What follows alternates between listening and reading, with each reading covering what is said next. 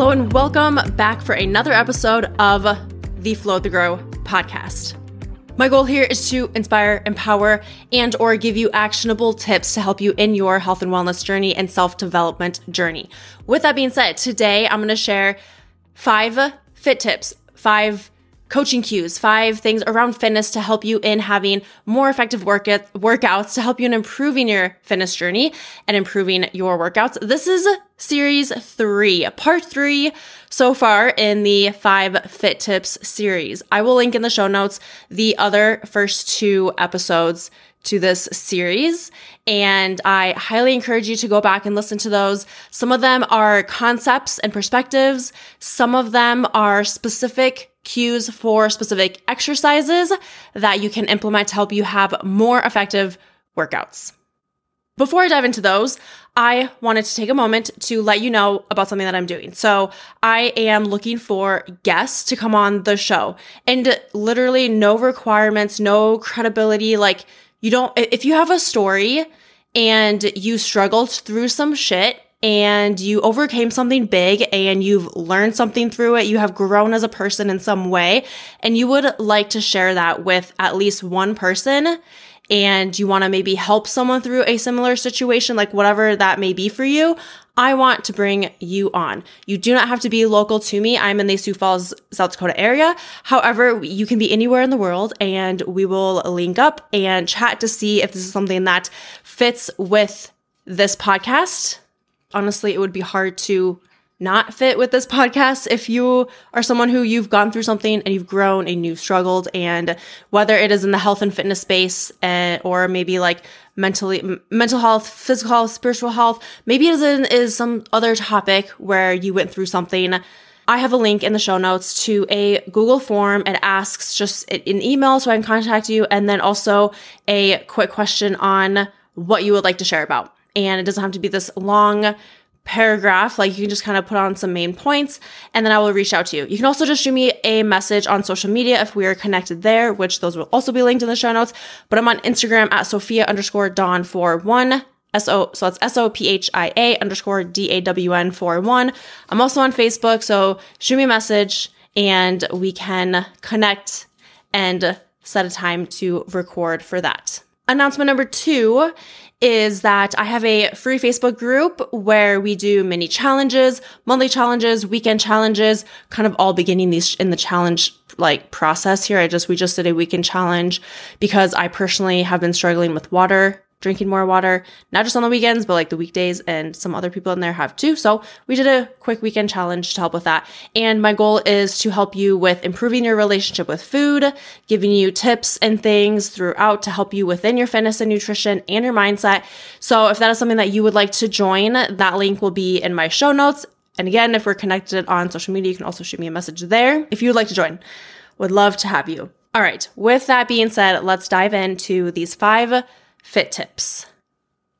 Number 1, if you are doing, let's say, a RDL or a deadlift or a bent over row, like anything where you are from either a hinged position or a bent over position in some way, I want you to keep your chin tucked. A lot of times I see people in that hinged over position. Let's just say it is a barbell row and their head is up high, like their eyes are up, so their chin is up, their head is up. But what that's doing is putting your body out of alignment. It's putting your head, neck, spine out of alignment. So we want to make sure that that is in alignment. So keeping your eyes to the ground, maybe just on the floor in front of your feet, keeping that chin tucked so we're not placing strain on that spine or neck. Another example could be if you were in a plank position, or maybe you're on tabletop, your hands and knees are on the ground. Okay, again, looking down to the ground, keeping your chin tucked, making sure that we have a straight line from your head to your neck, to your spine, down to your glutes, your feet, all of that. Okay, all right. Number 2, when you're doing a lat pull down, and this could be whether maybe you're using the wide bar for that lat pull down. Maybe it is the V grip. Maybe it is with handles, whatever that piece is that's clipped in, you can utilize this tip. And that is to bring your chest to the bar or the handles or whatever it is first, before you pull down. So what that's doing and what you should feel is a movement in your scapulas, so in your shoulder blades, into a retracted position. And you're locked from there. So you're actually keeping your arms straight. You're moving from your shoulder blades, pinching your shoulder blades together, shoulders away from your ears. And then from there, and keeping your eyes up, and then from there, you are pulling down. And then again, coming back up. Now, this is similar to the tip I gave in one of the other episodes. At least I think I did. If not, you're getting a bonus tip.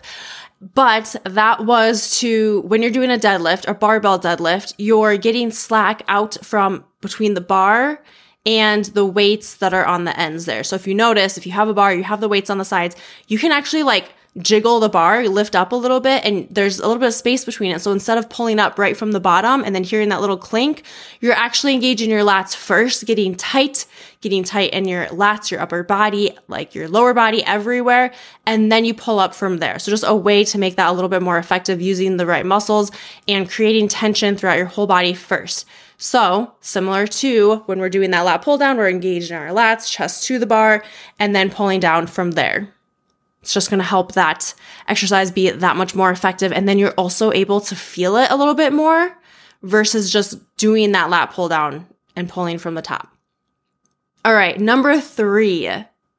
This is a tip for something to do before you do any leg day, I would say, but more specifically, if it is a hamstring-based day or you're going to be doing lying leg curls or seated hamstring curls, like really any hamstring exercise. Do some release work, or AKA foam rolling, maybe using a massage gun or like the SMR ball, like the little yellow tennis balls, if you've seen those before in gyms, but doing some release work on your hip flexors. If you just go into your workout and do some hamstring curls, and even if it's like a standing RDL or stiff leg deadlift, if that muscle is tight in your hip flexors, it's going to really pull on your hips and then also on your low back. And we don't want that. Number 1. Number 2, it's going to really decrease range of motion. Number 3, it could also result in some pain later on. So I'm going to speak more specifically right now to a lying leg curl. Whether you are on your stomach using a dumbbell, maybe you have a lying leg curl machine, you can practice this and maybe first do it without doing that release work. And maybe that's what you've been doing. So do a set and see how it feels. But if you notice that your hips come up naturally and it's hard to keep your hips down on the pad or on the floor, that is a sign that you have some tight hip flexors. And I want you to then take a foam roller, take the yellow ball, like whatever it is. I know I have some of my clients get the orange ball. It's kind of like a small, medium size. You can get it from like Walmart, Target, Amazon, I'm sure. And you can put that on your hip flexor and just hold. Like, don't roll back and forth really fast. You want to make sure that you like hold it there for 20 to 30 seconds and find a spot that's tight. And again, hold it there to release that and to work through it a little bit. And then after you do that, go back to that lying leg curl and try again. And I want you to focus on, it's going to sound weird, but thrusting your hips forward into the floor or that mat or the seat that you're on as you are curling your legs in. So when you're bringing your legs in, heels to butt, at the same time, you are thrusting your hips into the floor, bringing your hips into the floor. And you should feel it in your hamstrings a little bit more, but then also you should be able to keep your hips down and not have your hips come up. And if they still come up, that's a sign you gotta do some consistent work here to get those loosened up. All right, tip number 4. This is gonna be for if you do a barbell bench press. I'm sure you could also think about it when you're doing a dumbbell bench press. I actually haven't done that yet, but I more so do this when I'm doing a barbell bench press. And that is when you're all set up, you have the barbell in your hand, you're on your back, feet are planted to the ground. And by the way, I may have said this in one of my other episodes. I don't think I did for my fit tips. I know I've said it in a different episode. But anyways, you want to make sure that your feet are planted to the ground, squeeze your butt, engage your glutes when you're moving through this exercise, this lift. Okay, so you're all set up, heels are on the ground, glutes are tight. Okay, when you bring that barbell down to the middle of your chest, you're gonna actually imagine like you're doing a lat pull down. Like the movement of you doing a lat pull down as you're pulling that bar down and then pushing back up. So again, this is like just a super small little tweak or cue that kind of changes it completely. So it's almost like when you're going down, you're feeling it kind of in your back actually. So you're going down, feeling your back, squeeze your shoulder blades together, and then you do your push, your press. Give it a try. It's kind of mind-blowing what little things can do when you're doing lifts. All right, last one, tip number 5. This is more so a tip for if you are trying to come up with workouts and building your workout routine, your workout plan, a workout in the gym. And that is to do compound lifts first in the beginning of your workout and doing these smaller muscle groups or like isolated muscle groups, isolation exercises towards the end. So let me give you an example because I've seen people make certain workout programs or workouts for themselves and it's kind of all over the place. But you just think about it this way. The bigger muscle groups, aka compound lifts, you want to make sure you have the most energy for. So you want to do those in the beginning, not at the very end when you are completely exhausted and you've been already doing a whole bunch of other lifts. You want to save the smaller muscle groups for that at the end. So compound lifts. You can think about a bench press, whether it's floor press, dumbbell, barbell, okay, overhead press, maybe that's barbell, maybe it's dumbbell, maybe it's kettlebell, deadlift. So this could be barbell deadlift, dumbbell deadlift. Okay, maybe it is a squat, barbell squat. Really anything that is barbell related is most likely going to be a compound lift. I know that there's some things that you could do that's not compound lift for that, but for the most part. A row, so anytime you're doing like a barbell row. Okay, so it's like the main lifts for push, pull, hinge, squat. And then some of the smaller muscle groups or like isolation type movements would be things like bicep curls and triceps and core work and maybe like front and lateral raises.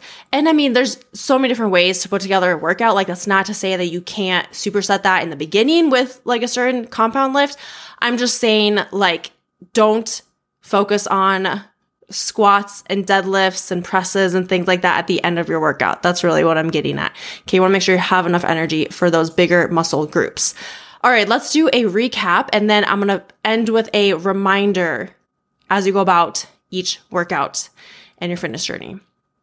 Number 1, keeping your chin tucked anytime you're in a hinged or bent over position. Number 2, when you're doing a lat pull down, think chest to bar first before you pull down. So you're really engaging your lats first and doing that shoulder retraction with your shoulder blades. Number 3, making sure that we do some release work on our hip flexors. If you tend to bring your hips up when you're doing a leg curl, more specifically the lion leg curl. Number 4, when you're doing a bench press and you're all set up, think about doing a lat pull down as you are bringing that bar down. And number 5, focus on those compound bigger lifts, bigger muscle group lifts in the beginning of your workout, not the end. Now I'm going to end with this and a reminder. I know I've said this before in past episodes, but it's super important. Just remember that fitness and exercise and lifting weights is a skill. So we got to practice that skill to get better. It's just like basketball or football, like whatever sport maybe you used to play. You didn't just show up and you dominated and were really good and you knew all the skills and you knew how to do everything. No, you practice things for a long time and sometimes year round, in season and off season, in order to get better. And it would take years, right? So the same is true with working out and with exercise and fitness and with specific exercises and lifts, okay? Especially if you are brand new to exercise. And I've been exercising pretty much my entire life and lifting weights, and I still practice this mentality when I go into the gym for every single workout. Practice the skill of each movement pattern. Always continuously be trying to see how you can improve it, but also remember that you are teaching your body and your brain a new skill that takes time.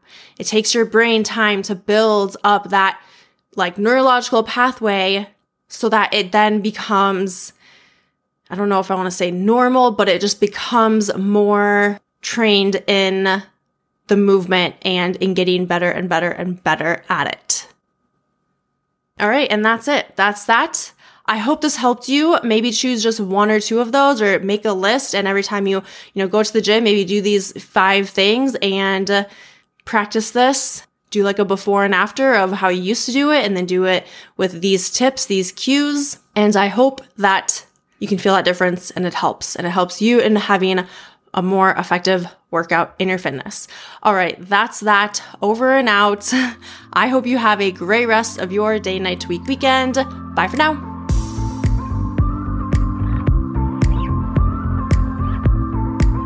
Thanks for tuning in to this episode of Flow with the Grow. I'll see you next week for your daily dose of positivity and growth.